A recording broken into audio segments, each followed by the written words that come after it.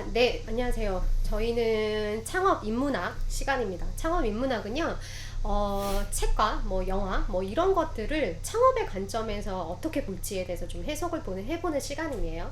네, 그러면 오늘은 영화 인턴에 대해서 저희가 영화 인턴을 어떻게 창업적인 관점에서 보고 있는지 다양한 얘기들을 좀 나눠보도록 할게요. 네, 인사할게요. 안녕하세요. 두부입니다. 안녕하세요. 앤디입니다. 네, 안녕하세요. 제프입니다. 전 진솔입니다. 안녕하세요. 네. 네, 오늘은 진솔이 얘기를 좀 해주실 거예요. 얘기를 부탁드릴게요. 네. 영화 인턴을 보면요, 여러 인물들이 나오지만 딱 두 주인공의 포커스를 뒀어요. 오늘은 인턴에 보면 주인공이 앤 해서웨이, 아시는 분들 아시죠? 열정 많은 30세 CEO로 나옵니다. 그리고 인턴이 재미있게도 70세 시니어 인턴이 나와요. 로버트 드니로가 등장하는데 둘 간의 업무 케미랄까 이런 부분이 상당히 이제 보는 재미가 있죠. 그런데 그거를 저희가 우리 창업 현장에 좀 적용을 해보면 스타트업 CEO와 인턴이 아니라 창업 멘토라고 생각을 하고 이걸 볼 수가 있을 것 같아요. 왜냐하면 결국에는 이 로버트 드니로가 실제적으로는 이 멘토의 역할을 하게 됩니다. 그 장면을 먼저 설명을 좀 드리고 얘기를 좀 더 진행을 해보도록 할게요. 자, CEO의 열정이 있어요. 그 다음에 창업 멘토는 우리가 경험이 있다고 얘기합니다. 근데 그 조합이 무엇일까라는 생각을 한번 가지고 다음에 이제 스토리를 좀 봐주셨으면 좋겠어요. 앤 해서웨이가 여기서는 줄스라는 이름으로 다 통칭이 됩니다. 줄스는 이 회사 이름 아시죠? About the Fit. 맞아요. HF입니다. 예, About Fit이에요. 예, 창업 1년 만에 패션 회사로 굉장히 이렇게 성공을 하게 돼요. 1년 반 만에 고속 성장에 우리가 얘기하잖아요. 그래서 이제 스타트업이라고 많이 이렇게 성공하는 케이스들이 있는데 직원 한 220명 정도를 두고서 패션 센스와 그 감각을 자랑을 합니다. 우리 현장에서 굉장히 현장형 CEO예요. 많이 챙겨주고 뭐 이렇게 그러면서도 실제 뭐 박스 포장이랄지 뭐 고객 응대랄지를 다 합니다. 그와 함께 이제 좀 등장하는 인물이 있죠. 말씀드렸던 로버트 드니로입니다. 예. 벤 휘테커라고 여기서 나와요. 벤 휘테커는 재미있게도 아까 말씀드린 그 줄스가 나왔던 그 회사의 건물에 40년간 일을 했었어요. 무슨 소리죠? 지금 인턴인데 40년간 일했다니? 이전 회사인 전화번호부 관련된 회사에서 그 빌딩에서 있었다가 그 회사를 그만두면서 이 회사가 바뀌어버린 거예요. 그래서 본인은 다시 일하고 싶었어요. 그래서 40년간 몸담았던 회사에서 은퇴하고 새롭게 도전하고자 결심을 합니다. 자, 줄스와 벤 휘테커의 스토리에 초점을 맞춘다고 말씀드렸어요. 예. 자, 이 휘테커가 먼저 이 회사에 취직을 하기 위해서 고민을 하는 거죠. 그러면서 자기가 이제 촬영을 해서 인터뷰 영상을 보내는 장면들이 나와요. 아마 영화를 보시면 이제 재미있을 거예요. 그래서 이런 얘기를 딱 합니다. 내 마음속에는 아직 음악이 있어요. 그러니까 내 마음속에 음악이 있는 한 아직은 은퇴가 아니다라는 이제 생각을 하는 거죠. 마치 뮤지션들이 음악을 사랑하고 음악을 마음속에 품는 한 은퇴가 아니라고 생각하듯이 말이죠. 그리고 나서 이 CEO를 만나러 가는데 CEO 줄스는 말씀드렸잖아요. 현장형 CEO로 매우 바쁩니다. 왜? 고객 응대전을 직접 받으면서 어떻게 진행되는지 테스트하기도 하고 생산 공장에 가서 박스를 같이 만들면서 또 주변 직원을 격려하기도 하고 막 이런 일들을 많이 해요. 심지어는 회사에 자전거를 타고 다닙니다. 그래서 자전거를 이용해서 회사 내 빠르게 이동하고 이러기도 합니다. 매우 바빠요. 그러다 보니까 본인이 다 챙길 수가 없고 예를 들면 사소한 것이라도 이 세심하게 배려를 하는 사람인 만큼 이 탁자에 뭐가 이렇게 막 쌓여있고 막 이런 거 못 참겠는 거예요. 그렇지만 이제 직원들 사기도 생각되고 해서 이제 겉으로 크게 티는 안 내지만 그 표정을 보고 아마 알 직원들은 알겠죠. 그래서 그런 것이 책상에 그 뭐가 쌓이는 게 뭐 불만이었어요, 사실은. 그래서 아까 얘기했던 벤이 이제 그 인터뷰를 보러 왔는데 상황은 이렇습니다. 원래는 이 새로운 인턴을 쓸 계획은 있었지만 자신의 비서로까지 쓸 생각은 없었어요. 그런데 벤이 비서로 지원한 거예요. 누가 그런 추천을 했을까요? HR 담당 부서장이 뭐 얘기를 했겠죠. 필요하지 않느냐, 너무 바쁘지 않느냐, 도움이 필요한데 이왕이면 경험 많고 사회공헌적 이미지를 할 수 있는 이 친구를 한번 뽑는 게 좋겠다. 그래서 인터뷰를 하기로 결심을 해요.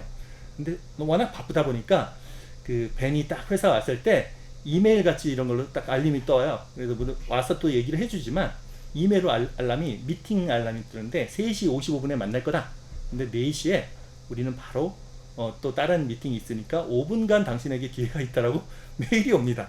그거를 이제 탁상에 자신의 아날로그 시계를 보면서 앞으로 몇 시간 남았지 이렇게 하는 모습이 디지털로 이메일을 보면서 면접 시간을 확인하는 어떤 디지털 시대의 모습하고 좀 대조가 되면서 그런 것도 하는 영화의 잔잔한 재미일 것 같아요.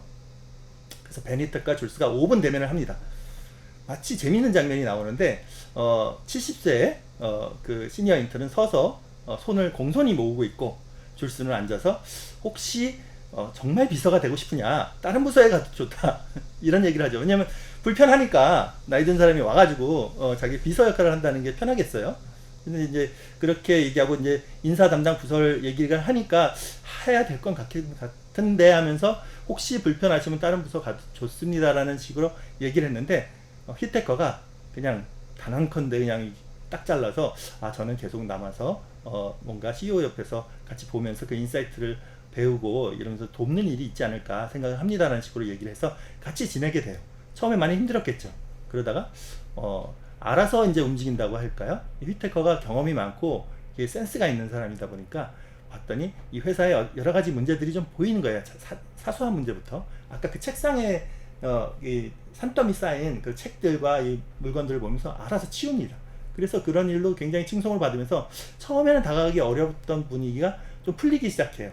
그래서 성공적인 CEO와의 관계가 구축되기 시작합니다.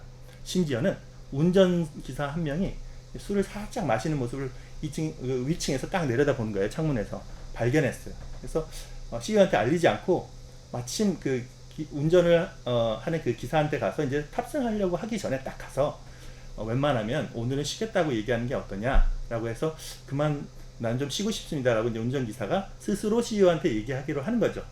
얘기하도록. 그래서 이제 줄스가 알겠다라고 이제 받아들이고 대신 운전하는 걸 자청을 합니다. 휘테커가 이제 운전기사가 돼서 줄스의 그 동행을 하면서 여러 가지 대화도 나누고 더 도울 기회들을 찾을 수 있게 돼요.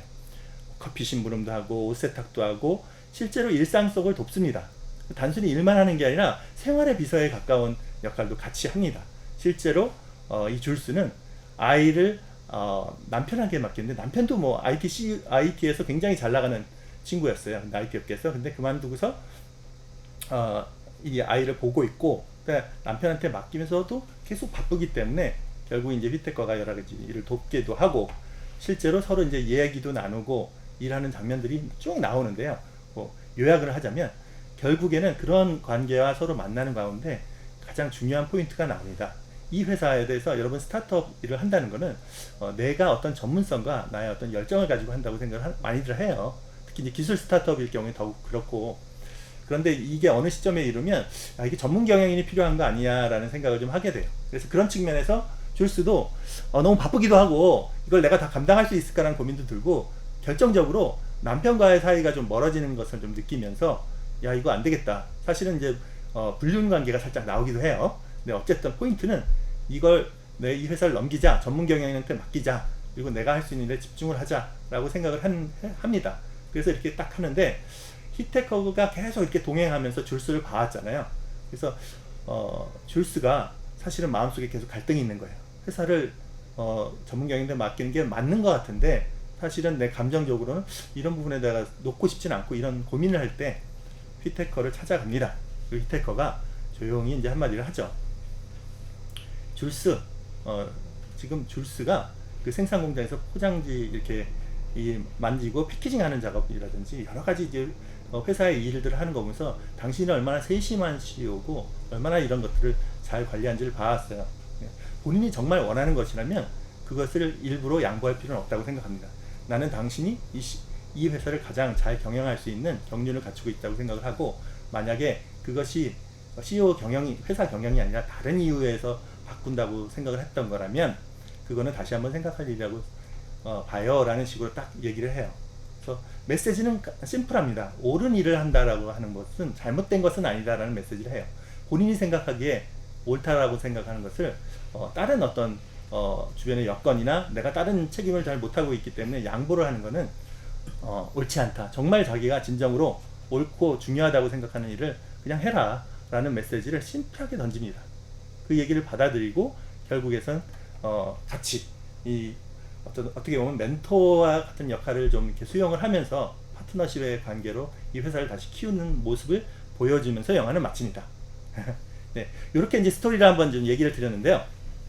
자, 이걸 보시면 사실 인턴이지만 처음에는 작은 일부터 시작을 해서 허드렛 일부터 시작해서 줄스 CEO의 어떤 동반자적인 회사의 일을 도와주는 관계로 이렇게 발전하는 모습을 보시는데요. 이 휘테커의 모습도 있고 또 이제 현장형 CEO의 지금 줄스의 모습들도 이 영화 속에서 볼 수가 있을 겁니다. 그래서 제가 생각하는 메시지는 그래요. 두 가지 메시지를 여기에 남겨드리고 우리가 잠깐 나누는 시간을 좀 가지려고 하는데요. 줄스를 통해서 본 성공 스타트업의 CEO의 조건이 뭔가를 한번 먼저 생각해 보고 싶어요. 예. 아까 지금 영화에서 나왔지만 제가 드리는 메시지는 그렇습니다. 예. 현장형에서 이 모든 것을 세심하게 관리한다는 부분을 우리가 놓치면 안 될 것 같아요. 그러니까 이 실제 돌아가는 일들을 실무를 사실은 다 위임하고 다 맡기라고 얘기하지만 스타트업에서는 사실 그런 것이 쉬운 일들이 아니거든요. 그래서 그런 부분에 대해서 우리가 좀 알아야 될 필요가 있다라고 봅니다. 그래서 디테일하게 디테일에서 흥분하라는 말이 이제 그런 메시지로 저는 생각이 되고요. 또 하나 우리가 이 여성 CEO한테 배워야 될 되게 중요한 면이 있는데 그것은 직원들을 케어하는 자세예요. 사실 직원들의 실제로 야근할 때 가서 이제 케어를 해주고 그들이 뭐 고민이 뭔지를 사실은 은연중에 자기 일을 바쁜 것 같으면서도 놓치지 않고 보는 부분이 나와요. 그래서 사실은 우리가 굉장히 아웃고잉하고 굉장히 활발한 것만 CEO라고 생각을 하는데 여기서도 모습이 굉장히 세심하게 배려를 하는 것이 굉장히 CEO의 오히려 큰 전략 외에도 중요할 수가 있구나라는 것을 이제 볼 수가 있을 것 같습니다. 정답은 없겠죠. 하지만 이렇게 일국이에서 내가 한 땀 한 땀 작은 것을 세심하게 챙기면서 그것을 방향에 맞춰갈 수 있느냐는 중요한 것 같고요. 그 다음에 휘테커의 한번 모습을 잠깐 보실 수가 있는데 휘테커는 우리가 70세에서도 알 수 있지만 경험이라는 말 하나로 우리가 해석을 할 수가 있을 것 같아요. 이 경험을 보면서 자기가 어떤 것을 사실은 경험이 많으면 그 경험을 나눠주고 싶어 하잖아요. 이 경험이 이래 라고 이제 얘기하고 싶을 거고 잔소리를 하지 않을까 이런 생각을 하는데 휘테커가 그러질 않아요. 그래서 포인트는 경청입니다. 계속 들어주고 줄스가 힘든 부분 고민한 부분을 들어주면서 그것에 그 이야기 속에서 자신이 도울 수 있는 부분을 찾는다라는 부분에서 현재 우리 창업 멘토링이 뭐 여러 가지 뭐 이렇게 CEO를 돕고 자신의 어떤 조언을 막 아끼지 않는데 말을 많이 하고 좋은 메시지 아이디어를 전해주는 것이 꼭 좋은 멘토링일까? 사실 장기 멘토링으로 간다면 CEO의 가려운 부분, 힘든 부분을 잘 들어주면서 내가 하나라도 그 사람한테 정말 필요한 부분이 뭔가를 좀 생각하게 하는 것도 좋지 않을까라는 생각을 했어요. 자 그러면 우리 두 가지 테마에 대해서 살짝 얘기를 나눠보면 좋겠는데요. 이 영화를 통해서 본 줄스라는 CEO의 창이 있어요. 그 줄스를 통해서 본 CEO의 조건을 한번 얘기하고 싶어요. 그러니까 일반적인 CEO가 아니라 줄스라는 여성적인 특성이 있어요. 굉장히 이제 세심한 부분이 있고 직원들과 같이 호흡하는 부분도 있어요. 그러면서도 본인 바쁘니까 그 일에는 도움을 필요하죠. 이런 상황의 CEO들을 생각을 했었을 때 이 CEO들이 성공하기 위해서 어떤 것을 좀 갖추면 좋을까? 또 사실 그런 CEO들이 많죠. 특히 요즘에는 사실은 뭐랄까 이게 큰 전략보다도 이런 세심함과 현장성이 사실 남자든 여자든 되게 중요하지 않은가는 생각도 들어요. 이게 실천과 디테일이 더 중요하지 큰 그림만 잘 그린다라고 꼭 성공하는 게 아니기 때문이죠. 그런 관점에서 봤을 때 제가 이렇게 그냥 얘기를 던진 거고 여러분의 생각은 제 얘기에 대해서 어떤지가 좀 궁금하네요. 그래서 제가 물어볼게요. 궁금하시답니다. 이렇게 말똥말똥 저를 보고 있으니까. 근데 저는 생각이 약간 다른데 사실은 이제 큰 그림을 그릴 수 있는 거는 사실은 전체를 알아야지 큰 그림을 그릴 수 있다고 생각하거든요. 그리고 CEO의 조건은 큰 그림을 그리는 게 CEO라고 생각을 해요. 근데 큰 그림을 잘 그리려면 사실 디테일성이 필요하죠. 정보가 있어야지 큰 그림을 그리니까요. 그래서 영화에서의 줄수가 이제 자신이 직접 경험하는 건 정말 좋은 자세인 것 같아요. 포장부터 뭐 고객 응대 이런 것들을 경험해서 그 디테일을 가지고 사실은 큰 그림을 그리는 거거든요. 그래서 사실은 저는 그 스타트업, 특히나 스타트업은 본인이 큰 그림을 그려야 된다. 그리고 본인이 알아야 된다. 다. 그러니까 내가 그 일을 직접 모든 걸 다 할 필요는 없지만 본인이 다 알아야 된다. 그리고 본인이 그것들을 전체를 조망하는 눈이 분명히 있어야 된다. 그래서 저는 큰 그림을 그리는 게 더 중요하다고 사실 생각을 해요. 네네. 예. 그래서 저는 예, 좋은 응답입니다. 제가 이런 응답을 끌어냈다고 얘기하진 않을게요. 다른 의견 편하게 말씀 주세요. 사실 굉장히 어려운 얘기죠. 성공 스타트업 CEO가 되기 위해서 어떤 조건을 갖춰야 되느냐. 이거는 어떻게 보면 그 약간 그 경영 현장에서 얘기했던 리더십과 네네, 리더의 그렇죠. 조건 그것과 필적할 만큼 그렇게 굉장히 되게 브로드하고 약간 케이스 바이 케이스이고 그 다음에 뭐 상황에 따라서 달라지고 그런 부분인 것 같아요. 그래서 되게 어려운 부분이긴 한데 저 역시 CEO가 뭐 전략을 그려야 되고 큰 그림을 그릴 줄 알아야 되고 그거는 현장의 기반이다라고 하는 거는 그 동의하고요. 그리고 저는 이 영화에서 보면 그 줄스가 그 전화를 받고 제일 마지막에 뭐라고 이야기를 하냐면 역시 고객하고 전화하는 건 너무 좋아 재밌어 여기에서 배울 수 있거든 이렇게 얘기를 하거든요. 그래서 여기에서 저는 어떻게 됐든 간에 그 스타트업은 어떤 문제를 해결하는 게 가장 핵심이잖아요. 그 문제는 내 머리가 아니라 진짜 사람들에게서 나와야 된다라고. 그러니까 사람을 통해서 실제 문제를 찾아가려고 하는 그 자세, 일단 그게 굉장히 중요한 부분이었을 거라고 생각을 하고, 그리고 또 그런 생각도 좀 들어요. 우리가 스타트업이 처음에 시작할 때 제일 좋은 그 골든 트라이앵글의 멤버를 3명을 얘기를 하잖아요. 그래서 하나는 이제 밀어붙이는 전략가, 그리고 행동가로서 다르네. 전략가와 행동가가 아니 행동가로서 밀어붙이는 사람, 이제 허슬러가 하나 있어야 되고, 그 다음에 힙스터, UI UX 디자인과 고객 경험을 디자인할 수 있는 그런 디자이너로서의 힙스터가 있어야 되고, 그 다음에 또 하나가 이제 시스템을 만들고 구축하는, 그리고 다른 시스템에서 벤치마킹할 걸 베껴오는 그런 해커, 이렇게 3인 구조가 굉장히 안정적이라고 이야기를 하는데, 이 어떻게 보면 스타트업이 그렇게 3명의 팀을 그쵸. 꾸리고 시작하기 또 되게 어려울 수 많이 있잖아요. 어려워요. 네, 1인 기업이라면 자신이 어떤 상황에서 내가 지금 허슬러처럼 행동을 해야 되는지, 아니면 그 힙스터로서 최소한의 그런 그 트렌드에 대한 것들을 배우려고 하는 그런 자세. 그래서 내가 혼자 그 골든 트라이앵글을 만들고 이후에 그거에 맞는 사람을 영입해 올 수 있는, 그래서 줄스처럼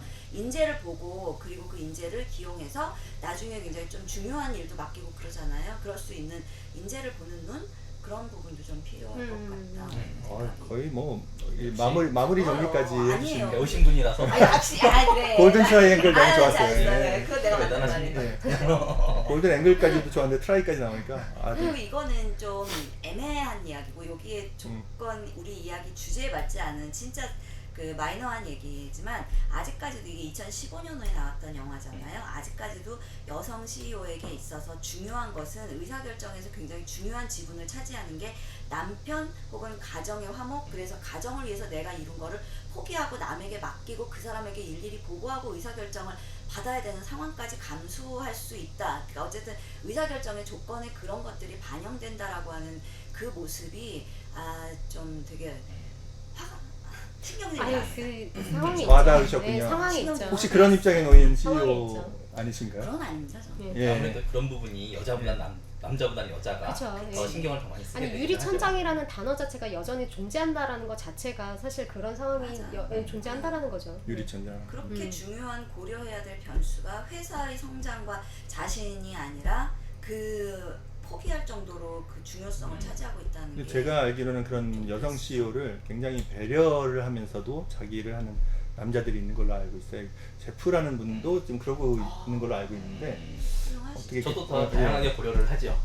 사업을 하기 외조를 오늘은 하면서 몇 시에 설거지를 해야 되지? 뭐 이런 거. 아니 설거지는 먹고 바로 하는 거지. 시간 정해놓고 하는 많이 쌓여 설거지가 있어요. 그 쌓여. 죄송합니다. 아무튼 여러 가지 집안일을 잔소리 고려를 내고. 하면서 할 필요가 있죠. 요새는 여자뿐만이 아니고 남자도 그런 거는 고려를 한다라는. 훌륭해요. 물론 저 비율이 좀 적을 수는 있겠지만 이제 생존과 관련된 이슈가 있어서 네. 좀 하지 말아야죠. 이 주제는 좀 마이너한 거였으니까 뒤로 빠지고요. 네. 네. 아무튼 제가 얘기를 드리기 전에 우선 진솔이 준비를 되게 많이 하신 것 같아요. 그죠? 이걸 보면서 전 영화를 보기는 했는데 진솔이 한 얘기를 들으면서 더 재밌게 본 것 같아요. 감사합니다. 요 프로그램을 리뷰로 바꿔가지고 해도 될 정도로 괜찮은 것 같다라는 생각이 들고, 예. 그리고 저 1편 리뷰는 자르겠습니다. 네. 그리고 제가 느꼈던 거는 뭐냐면 물론 이제 다 비슷한 맥락의 얘기. 저도 이제 그런 부분을 생각을 했는데 여성 CEO가 아무래도 남성 CEO보다는 그런 세심한 부분에 대해서는 더 신경을 많이 쓰는 것 같아요. 더군다나 직장 외부에 대해서도 더 고려를 많이 해야 되는 부분들이 있고, 특히나 이 영화를 보면 그 줄스라는 CEO가 그 회사 안에서의 뭐 일도 있겠지만 그 외부에 대해서 더 신경 쓰면서 나아가는 스토리가 더 많거든요. 그리고 멘토 자체도 지금 회사에서 뭘 어떻게 방향을 제시하고 한다는 멘토가 아니고 사실 외부의 심리적인 그런 부분을 이렇게 같이 아우르면서 도와주면서 이끌어 나가는 멘토의 역할이었다라고 생각이 돼서 여성 CEO가 사업을 할 때 그런 그 심리적으로 불안한 부분에 대해서 어떤 식으로 이렇게 뭐 끌어가야 되는지, 아니면은 뭐라고 해야 될까요? 어떤 식으로 이렇게 잘 아우르면서 가야 될지를 한번 얘기를 해주는 영화가 아니었나 싶어요. 사실 사업에 대해서는 그렇게 많이 안 나왔잖아요, 그죠? 어떤 걸 뭐 해야 된다 뭐 이런 건 별로 안 나왔던 것 같아요. 사업에 대한 전략보다는 그래도 제일 마지막에 굉장히 중요한 부분에 대한 그거였죠. 하나 그거지. 핵심은 CEO를 바꾸냐 안 바꾸냐에 대한 핵심이었는데, 맞아요. 그 CEO를 바꾼다라는 건 좀 더 전문적인 CEO를 데리고 와서 회사를 성장시킬 거냐라는 문제에 봉착하다 보니까 CEO를 바꾸자는 얘기가 나왔는데, 이건 어떤 회사나 마찬가지일 것 같아요. 처음에 초기에 출발할 때는 CEO가 다 하죠. 내가 제품 생산도 하고 포장도 하고 정말 직원 한두 명인데 챙기기도 하고 다 하는데 어느 정도 시기가 지나가고 성장이 어느 정도 된 이후에는 그걸 다 챙길 수가 없죠. 네. 그리고 CEO도 자기 전문 분야가 있다 보니까 그걸 다 커버할 수 있는 그렇지. 역량도 부족할 거고, 그렇다면 어느 순간에 전문 CEO가 와서 경영을 맡는 게 맞는 수순이다 라고 생각을 합니다. 물론 이제 그렇게 되기까지는 피나는 그 기존 그 창업자의 노력이 필요하겠지만 거기에 여성이라는 어떤 특수성 때문에 고려해야 될 것도 많을 수 있겠지만 되게 하여튼 발언이 그렇습니다. 네. 좋았습니다. 그래서 제가 회사가 있다면 맡기고 싶은 좀 고려할 점이 너무 많아가지고 그런 아주 전문 경영으로서 예, 좋습니다. 그래서 요 얘기에서 하나 제가 마무리로 말씀 하나 드리고 이제 넘어가자면, 아까 지금 세 분 얘기하면서 공통적인 키워드 중에 하나가 사실은 숨어 있는 키워드가 워라밸인 것 같아요. 내가 사실은 꼭 여성이 아니라 요즘 남성도 사실 비슷해요. 내가 가정 또는 나만의 어떤 삶을 살면서 이 스타트업 CEO를 살아간다는 건 되게 어려운 일이잖아요. 특히 그게 이제 결혼해서 부부 사이일 경우에는 어떻게 하느냐라는 것이 이슈가 될 텐데, 제가 생각하는 워라밸은요, 단기적인 워라밸은 없어요. 그러니까 내가 몇 시부터 몇 시는 일하고 이때는 확실히 쉴 거야, 하루를 그렇게 나누는 거는 사실 어려운 것 같아요. 근데 어떤 게 있냐면 조금 기간을 잡고, 예를 들면 1년 단위에서 이때는 힘줘서 일하고 이때는 좀 쉬는 시간을 많이 갖는 기간을 갖는 거는 가능한 것 같아요. 그런 식으로 이제 워라밸을 잡을 수는 있지 않을까. 그러려면 지금 아까 이제 두부죠.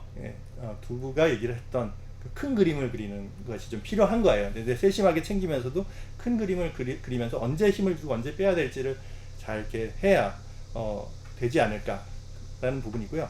그럼에도 불구하고 근본적으로 바쁜 건 어쩔 수 없다라는 걸 보고요. 오히려 저는 이 영화를 보면서 느낀 거는 내 삶도 아웃소싱을 한다는 거죠. 사실은 내 생활에 나를 도울 외부인이 심지어는 미국이잖아요. 사생활이 굉장히 있을 텐데도 와서 그거를 나를 돕는 역할까지 허용하더라 이거예요. 물론 영화이기도 하고 케바케겠지만 필요하다면 내 삶의 일정 부분도 내가 다 하려고 그러지 말고 아웃소싱을 과감하게 해줘라.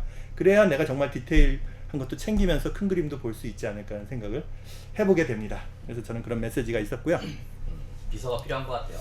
네. 그렇게 되면 돈이 있으시면 개인 비서를 저는 고용하시는 걸로. 아들이 셋이니까 하나씩 키워서 비서로. 아들은 절대 비서가 될 수 없습니다. 그러니까 CEO가 정말 나중에 내가 종이 되지 못하죠. 일이 이 많아지면 두부의 문제는 옳은 말만 한다는 거예요. 너무. 일정 챙기기가 힘들어지잖아요. 맞아, 꼬이죠. 네, 일정이 꼬이지. 그거를 이제 잘 챙겨주고 옆에서 이렇게 서포트 해줄 수 있는 비서가 있으면 좋겠다는 생각이 그렇죠, 들더라고요. 네. 그런 생각 안 드세요 혹시? AI 비서는 왜 빨리 안 나오는 걸까? 있지 않을까요? 있긴 있겠지만 자, 내가 그래서 못 쓰는 걸까? 이렇게 아름답게 이제 산으로 가고 있을 때 진행자의 역할은 이제 두 번째 화두를 던지는 거죠. 그래서 여러분이 재밌으셨을지 아니면 잘들 논다라고 생각하셨을지 모르겠는데, 이게 중요한 거는 이런 메시지를 한번 담아봤으면 좋겠어요. 자, 멘토라는 무엇이냐라는 건데, 멘토는 나랑 상관없는데라고 생각하지 말고, 우리는 살면서 누군가의 조언은 필요합니다. 근데 그 조언이 단순히 조언으로 그치지 않고 실질적으로 나에게 필요한 도움이 되려면 어떻게 하면은 좋은 멘토가 될 수 있을까? 좋은 조언자가 될 수 있을까, 좋은 지원자가 될 수 있을까라는 관점에서 한번 나눠보고 싶어요. 그래서 저희 넷은 사실은 다 멘토기도 하거든요. 예, 정부 지원 사업에서 하는 멘토기도 하고 민간에서 멘토링도 조금씩 하고 있는데 이거는 역순으로 한번 얘기를 하든지 뭐 고돌이 뭐 같은가요? 전문용어 편하게 나왔어요. 이제 얘기를 하셨으면 좋겠어요. 예. 아 생각을 안 해봤는데. 불편하면 아, 패스를 해도 진짜? 됩니다. 예. 패스 근데 왜 놀이. 나를 가르쳐? 멘토의 뭐 이렇게 조건이라고 개념을 잡으면 될까요? 조금 편하게 얘기하시면 돼. 제가 멘토. 먼저 얘기해볼까요? 아니요, 나 먼저 할래요. 아, 그래요? 하세요. 잘하셨어요. 네. 네, 얘기를 끝나고 나서 이제 아, 곤란해하는 것 같아가지고. 생각을 좀 살짝 해봤어요. 네, 자, 이런 건 다 하세요. 편집될 것 좋아요. 같아요. 아니요, 예. 좋아요. 그러게 멘토가 이게 저는 가끔씩 이제 멘토링을 하다 보면 내가 컨설팅을 하고 있는 건지 멘토를 하고 있는 건지 헷갈릴 때가 있더라고요. 근데 이제 대표자들이 원하는 건 그 개념을 중요시 생각하는 것 같진 않아요. 멘토든 컨설팅이든. 다만 이제 내 사업을 이끌어가는데 도움이 됐으면 좋겠다. 결국에는 그게 최종적으로는 매출이 올라가는 방향을 알려줬으면 좋겠다. 라고 했을 때 결국엔 요새 하는 멘토의 방향은 사실 컨설팅이 어느 정도 접목되지 않았나 생각이 돼요. 그래서 사업에 대해서 이야기를 듣고 그 사업에 대해서 나의 경험에 비추어서 어떤 방향성을 제시해 주는 게 중요하지 않을까. 물론 이제 영화에서 나왔듯이 어떤 사업 외적인 부분, 심리적인 안정을 추구하기 위한, 도우기 위한 뭐 그런 방향도 이야기를 해주면 좋겠지만 보통 이제 대표자들을 만나면 그런 얘기는 잘 안 하잖아요. 그죠? 나 집안에 뭔 일 있어가지고 그거 힘들어요. 그건 심리학 관련돼서 의사를 만나는 게 더 낫다라는 생각이 들기도 하고. 정신병원. 그것도 일종의 그럴 수 있죠. 그래서 제 생각엔 오히려 지금 하는 방향은 추세가 컨설팅 쪽에 좀 더 가깝지 않을까. 어느 정도 뭐 가깝다고 하기에는 좀 어렵겠지만 컨설팅이 접목된 멘토가 아닐까라는 생각이 들더라고요. 네네. 또 일리 있는 말씀 감사드리고요. 그 얘기하려고 했던 거 아니죠? 아니에요. 그렇군요. 예. 전혀 다릅니다. 그러면 이렇게 갈게요. 예. 전혀 다릅니다. 다음으로 혹시 말씀해 주시면. 저는 이제 멘토, 그러니까 생각은 자꾸 변하니까요. 근데 제가 요즘에 생각하고 있는 멘토는 두 가지가 있는데, 첫 번째는 정확하게 보는 눈이 필요하다. 네, 창업자가 지금 어떠한 상황이고, 창업자가 어떠한 부분들은 잘하고 있고, 어떠한 부분들은 사실은 조금 부족한지에 대해서 정확하게 보는 눈이 필요하다. 두 번째는 이게 더 중요하다고 생각하는데, 그 보는 눈의 기준 하에도 할 말과 하지 않을 말을 때에 따라서 구별해야 된다. 네, 어떨 때는 사실은 이제 좀 내가 다 보이더라도 그 말이 전혀 도움이 안 될 수도 있거든요. 그러면 그리고 어떨 때는 사실은 내가 하기 싫더라도, 그런 성격이 아니더라도 해줘야 되는 때가 있고, 그것들에 대해서 창업가의 상업가의 상황들을 잘 판단하는 눈과 어떤 말을 해주고 어떤 말을 하지 않아야 될지를 구별할 줄 아는 눈. 사실 내가 굉장히 답답하더라도 창업가한테는 그걸 다 받아들이지 못하면 사실 해줘도 도움이 안 돼요. 그러니까 도움이 되는 때가 언제인지, 나의 말이 도움이 되는 때가 언제인지를 잘 구별하는 것. 그게 멘토로서 되게 중요하지 않을까. 요즘에 저의 생각은 좀 그래요. 네. 좋네요. 구별한다는 말이 잘 머릿속에 들어오네요. 해줄 말과 해주지 말아야 될 말을 그렇죠. 구별한다. 예. 단계에 따라서 지금 그 사람이 필요로 하거나 그쵸, 그 사람이 예. 수용할 수 있을 때에는 얘기를 해줘야 되지만 해줘도 소용이 없을 때가 있고, 또 때로는 그게 참 쉽지 않은 일이에요. 중요한 창업자들이 얘기. 가지고 있는 신념이 있잖아요. 그쵸, 그거에 맞아요. 대한 예. 신념이 있으면 그 신념을 그대로 해나가고 최대한 거를 할 수 있도록 그거를 돕는 것도 때로는 우리들의 일인 것 같아요. 그 신념을 지킬 수 있도록 도와주는 거. 네, 그래서 사실 창업자한테 어떤 게 도움이 될지를, 사실 창업자한테 도움이 되는 것들을 해주는 게 사실 멘토라고 한다 그러면, 사실은 창업자한테 내가 이 말을 했을 때 도움이 될지, 이 말을 하지 않았을 때 도움이 될지를 정확하게 판단해서 사실은 좀 해주는 게, 사실 이런 말은 좀 그렇지만 아이 키우는 거랑 비슷하다고 생각하거든요. 네, 어떤 말이 지금이 도움이 되는 때인지, 참아야 되는 때인지, 지금 해줘야 되는 건지. 그리고 사실 영화에서의 그 성함이 뭐죠? 베니 테커. 제가 이름을 못 외웁니다. 베니 테커 분도 사실은 정말 많이 보일 텐데도 불구하고 말을 그렇게 많이 하지 않아요. 말을 막 그렇게 많이 하지 않고 정말 필요할 때 되게 도움이 되는 말들을 해주거든요. 그래서 사실 경험이 많다 보면 꼰대처럼 계속 얘기를 하고 싶을 때가 되게 많잖아요. 네, 사실 저도 나이 들어가면서 되게 힘든데, 그걸 참느라고 힘든데, 그런데 그것들을 정말 지금이 도움이 될 텐가 라는 생각을 좀 해보게 되는 것 같아요. 예. 되게 혹시 어려운 영화의 관점에서 그 이 벤 휘테커의 그 어떻게 보면 조언의 역할? 엄밀히 말하면 이분은 멘토는 아니잖아요, 영화에서는. 근데 어쨌든 CEO를 돕고 조언해줬던 건 사실이고, 그런 조언자의 역할, 또 도움을 주는 역할에 대해서는 어떻게 생각하시는지 한번 또 그 영화 속에서의 멘토를 한번 좀 얘기를 해주신다면 어떨까요? 이게 그러니까 진이가 그 얘기했던 두부죠. 네.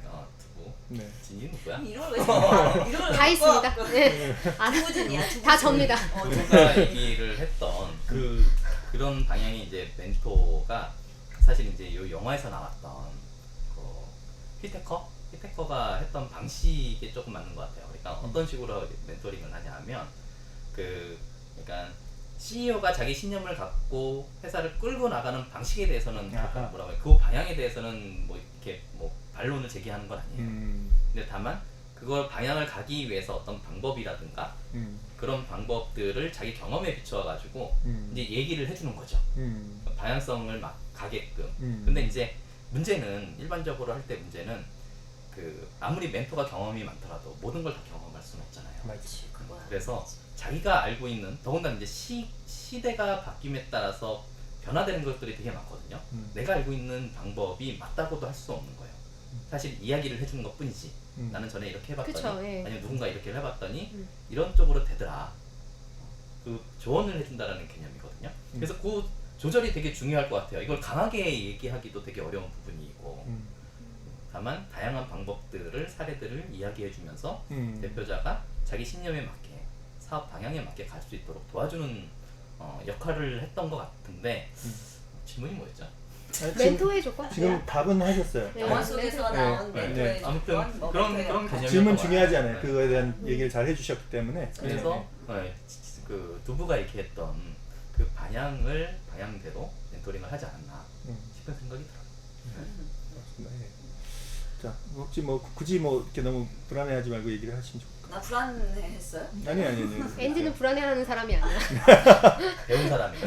예. 자, 이거든. 나는 이거든. 그런 역할을 진짜 그 해본 적이 있어요. 정서적 안정에 중점을 두고 이 사람이 포기하지 않도록 매달 2번씩 정기적으로 그러니까 멘토링을 하잖아요. 예찬 같은 경우에는 그 2번 다 항상 한 20분 이상을 내가 너무 불안하고 이걸 이대로 해도 좋을지 모르겠고 내가 걱정이 되고 그 다음에 이런저런 외부 조건들이 있었는데 그것 때문에 내가 너무 마음이 뭐 이러고 막 이 얘기를 한 20분 이상을 이렇게 듣고 그거에 대해서 얘기를 하고 힘을 주고 그 다음에 정신을 좀 차리고 나서야 그 다음에 이런 이슈가 있는데 이걸 어떻게 하면 좋을까요? 이제 이러면서 이제 이슈 멘토링을 했었거든요. 그래서 꽤 한 8개월 동안 서로 그러다 보니까 약간 되게 돈독해지긴 정이 했어요. 드셨겠어요. 정이 들었어요. 그리고 그분은 그래도 이제 마지막에 우수 졸업으로 이제 졸업을 하시면서 성공적으로 매출도 내고 이제 그렇게 되면서 마지막에 그렇게 얘기를 하더라고요. 내가 사실 그동안 정말 이게 여러 가지 외부 조건들 때문에 나는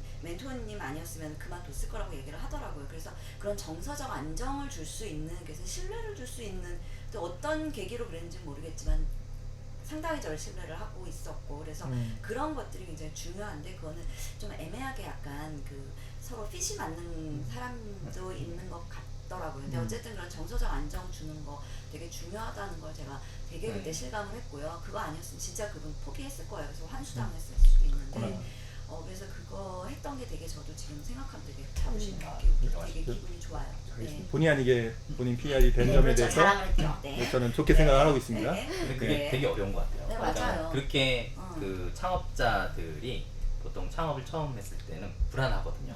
근데 이거를 누구한테 얘기하기가 되게 어려워요. 근데 맞아요. 이제 그 앤디 같은 경우는 메타포 형성을 되게 잘한 거지. 메타포는 뭐야? 비유. 나 이거 편집해줘. 아니, 라포를 메타포 방식으로 형성했다는 거예요. 그렇구나. 라포를 잘한 거지. 그래서 그 얘기를 끌어내기가 되게 어렵다는 거예요. 그러면서 이제 자, 두부 사업에 껄떡대지 마시고요. 네. 편집해줘. 이거 그냥 나갈 걸 아마 편집해달라는 거. 나 이제 멘토링 못할 것 같아. 예. 아니 근데 그것도 그렇고 편집 권한이 여기 있으니까 그렇게 알고 알고 있어요. 있구나. 예. 네.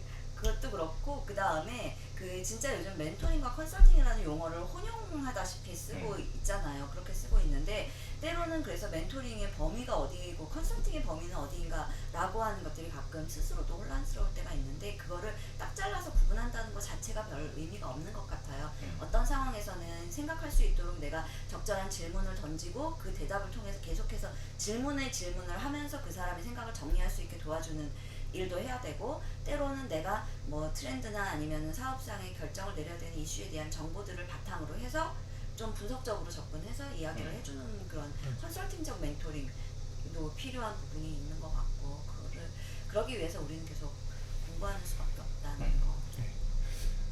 좋습니다. 그래서 이게 자연스럽게 정리가 되는 분위기가 형성되고 있는 기류를 제가 느꼈죠.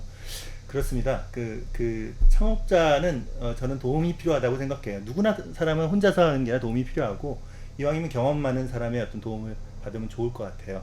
근데 여기서 한 가지 코멘트를 하고 싶은 부분은 뭐냐면 멘토는 어떤 자신의 어떤 지식을 나눠줄 수도 있지만 그 지식은 한계가 있다라는 거죠. 왜냐하면 그 업종에 대해서는 CEO가 가장 잘 알 수 있고 그것에 대해서 여러 가지 다른 아이디어를 낼 수 있지만 직접적으로 의사결정에 도움되는지는 가봐야 하는 경우가 많거든요. 그렇다면 어떤 부분을 도울 수 있을까? 그래서 본인이 어떤 경험을 나눠주고 지식을 나누는 것도 필요할 땐 필요해요. 하지만 그게 장기적으로 멘토링을 간다면 아까 뭐 8개월이고 이렇게 장기적으로 멘토링을 한다고 한다면 본인이 의사결정을 잘 할 수 있도록 이 자신의 생각을 잘 정리를 해주고 그 사람이 얘기한 것에서 마인드 컨트롤이 안 되고 있다면 그 마인드를 조금 정서적 안정을 좀 시켜준달지 그 관계적인 측면에서 어떤 식으로 보통 의사결정하는 게 좋다라는 어떤 패턴을 같이 상의를 한달지 이런 쪽이 좀 필요하지 않을까 싶어요. 그래서 코칭을 많이 하시는 분들은 결국에는 라이프 코칭으로 간다는 표현을 해요.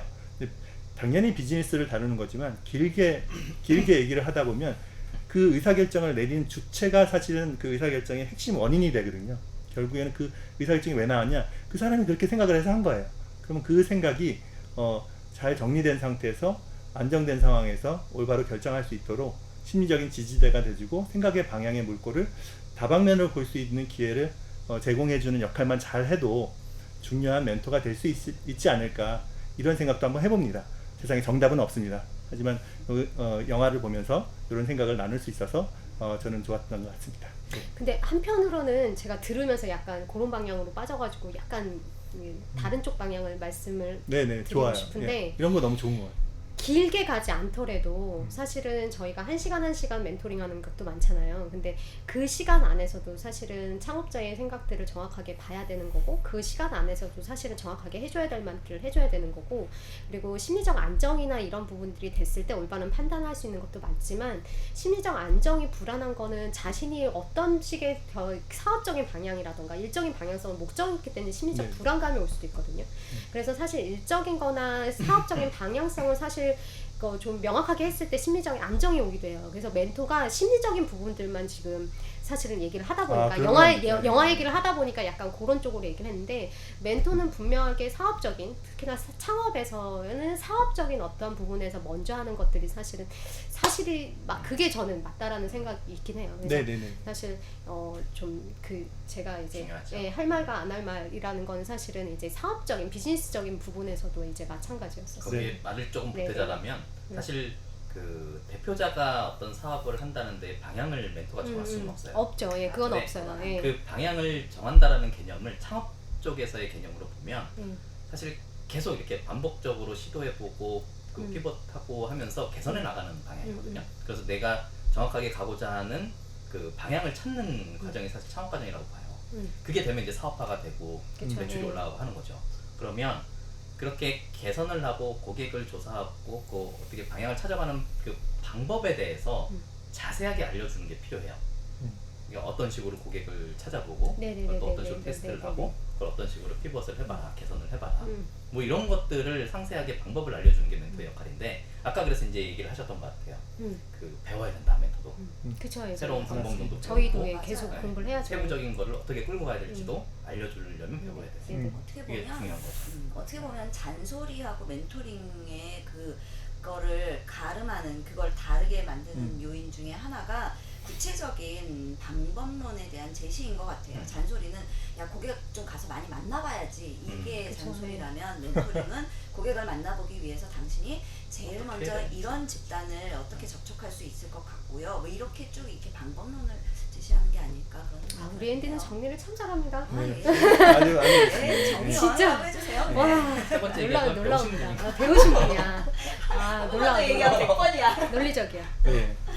자, 이렇게 해서 한번 내용을 이제 훑어볼 수 있는 기회에서 좋았던 것 같습니다. 그래서 여기 히테커에서 본 사례를 보다시피 자신이 경험을 많이 하고 있어도 본인의 경험으로 얘기하려고 그러지 않고 CEO의 경험을 잘 경청하고 그 경험에 자기가 담고 싶은 메시지 하나를 딱 맞춰서 얘기할 수 있는 지혜가, 아까 구별할 수 있는 지혜가 또 필요하지 않나라는 생각도 하면서 저는 이 시간을 이렇게 마무리하고자 하고요.